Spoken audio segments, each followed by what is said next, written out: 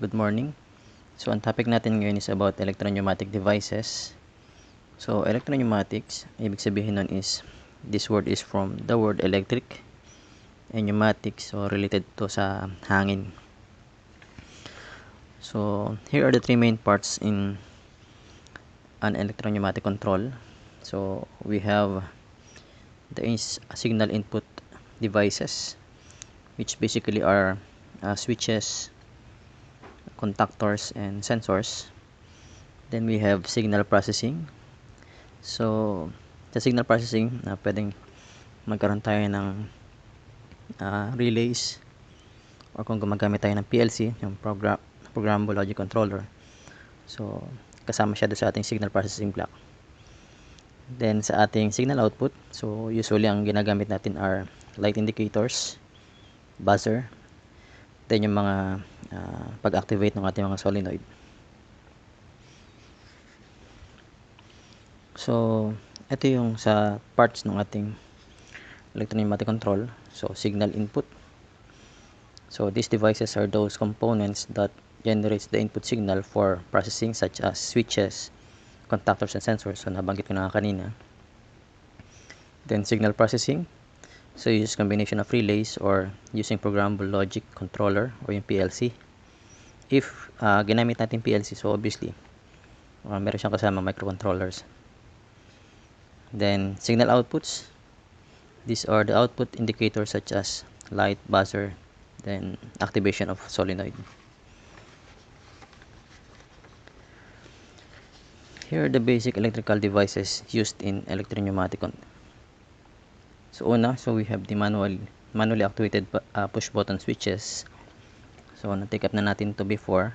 So, but this time, malimit natin gamitin na push button, yung mga may spring return, wherein pag pinrest natin siya, so babalik agad siya dun sa ating rest position once na tinanggal natin yung pagkakapush sa kanya.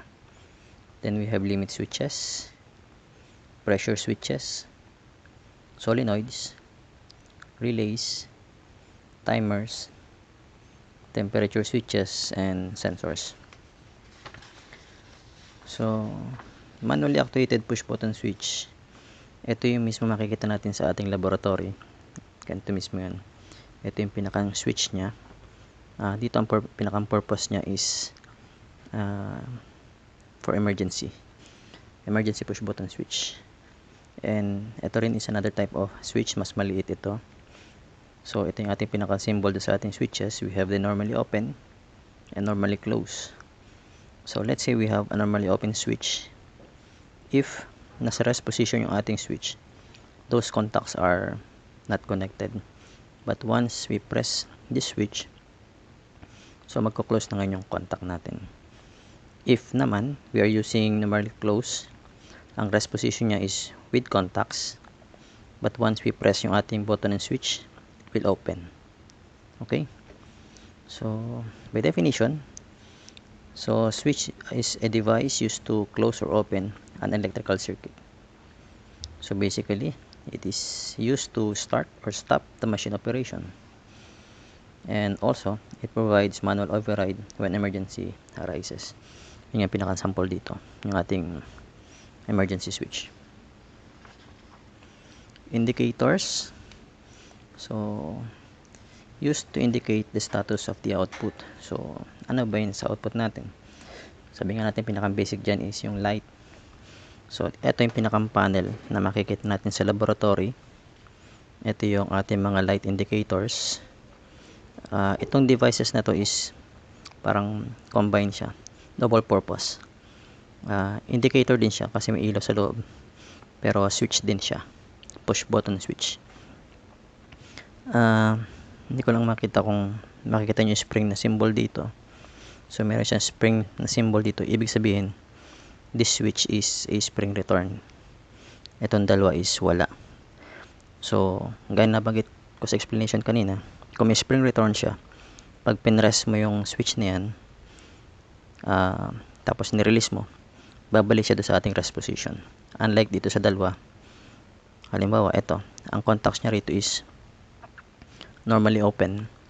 So, once pinrest natin siya, magkakaroon ng contact dito. Nirelease mo yung pagkaka-press mo. Still, meron pa rin silang contact. At matatanggalan yung contacts mo if pinrest mo ulit itong ating switch na to. The same is true dito sa pangalawang switch. Kasi para sila ng characteristics. Okay? Limit switches. So, any switch that is actuated due to the position of a fluid power components like actuating cylinder. The actuation of a limit switch provides electrical signal that causes a respective response. We have two types of limit switches: lever actuated contact and spring loaded contact. Ito yung pinaka-sample ng ating limit switch. Usually ang limit switch parang may roller ka, tapos tatamaan siya dito para magkaroon ng contact. Then kung bumalik siya, so aangat lang siya automatic. Okay? So parang may spring return din siya. Ganun din. So meron siya normally open tsaka normally closed na switch. So depende na sa application. Pressure switches. It is a transducer that converts pneumatic to electrical signal.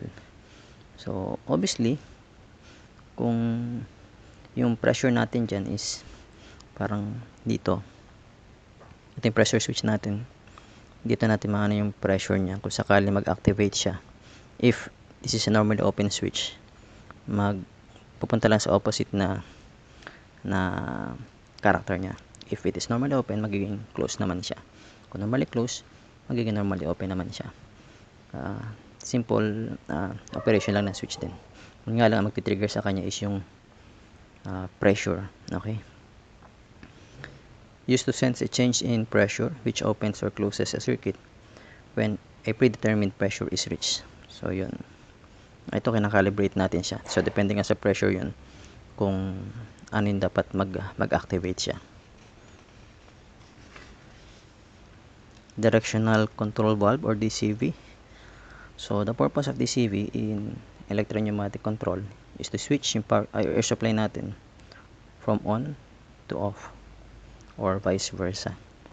Ito yung DCV natin. Ito rin yung nasa laboratory natin. Sa mga DCV natin, usually may nakalagay na doon na symbol. Ito. Yung drawing na to is ito naman yun. Ito din yun. Okay? So, purpose din ng ating DCV is to forward and retraction of pneumatic cylinder. Siya yung responsible dun. Kasi magbibigay tayo ng signal sa kanya. Once tama yung signal na binigay natin, mag-activate or mag-actuate yung ating solenoid. Yung ating cylinder.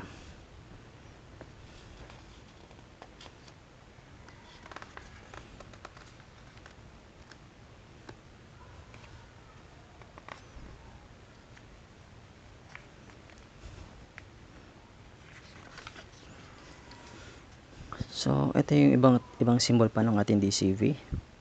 This is a 2 two-way valve, 3 two-way valve, 4 two-way valve, 4 three-way valve, and 5 two-way valve. Kung paano natawag natin na sa ganong description yung ating mga DCV. So, ito lang yung konting explanation niya. If we have this DCV symbol, so meron tayong port 1 and port 2. So meron tayong 2 ports. Then meron tayong position 1 and position 2. So 2 position. Kaya ang tawag sa kanya 2 two-way valve. 2 port 2 position valve. Okay? Kung ito naman yung symbol natin, so we have 1, 2, 3, 4. 4 ports. Then position 1, position 2. So meron tayong 2 positions. So 4 positions, 4 ports, 2 position way valve. Okay? 4 two-way valve. So try natin dun sa iba. So kaya kanina, so 1, 2 ports, 2 position, 2 two-way valve. 1, 2, 3. 3 ports, 2 position, 3 two-way valve. 1, 2, 3, 4. 4 ports, 2 position, 4 two-way bulb. 1, 2, 3, 4. 4 ports, 1, 2, 3 position, 4 three-way bulb. 1, 2, 3, 4, 5. 5 ports, position 1, position 2, 5 two-way bulb. Okay? Ganun lang pag-identify ng ating mga DCV base sa ating mga symbols. And another symbol na ginagamit natin dito, ito nga pala yung ating electrical solenoid or simply solenoid. Then spring. So kung napansin nga natin sa mga symbols, so pag ganyan yung symbol natin sa electro-pneumatic, that is spring. So this is electrical with a hydraulic pilot. Okay. Then this one is hand emergency. This one is proportional solenoid, manual lever, and foot operation. Okay, so I think that's it for today. I hope you understand yung ating lesson, and good day and keep safe.